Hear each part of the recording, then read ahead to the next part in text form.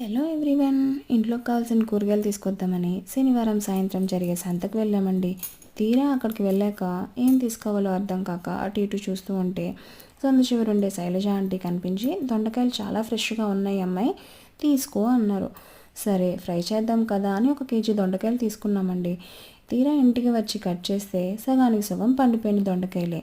ఇంకా చేసేదేమీ లేక ఆ పండిపోయిన దొండకాయలతో రోటి పచ్చడి స్టార్ట్ చేశాను. మరి మీరు చూసేయండి ఎలా చేయాలో. పల్లీలు, పచ్చిమిర్చి, వెల్లుల్లి, జీలకర్ర లైట్గా ఆయిల్లో ఫ్రై చేసి పక్కన పెట్టేయండి.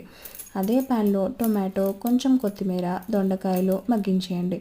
అన్నిటినీ జార్లో వేసుకొని సరిపడా సాల్ట్ వేసుకొని బరకగా మిక్సీ వేసేయండి. నాకైతే టైం లేక మిక్సీ వేసా, కానీ మీరు కుదిరితే ఈ పచ్చడిని రోట్లో ట్రై చేయండి.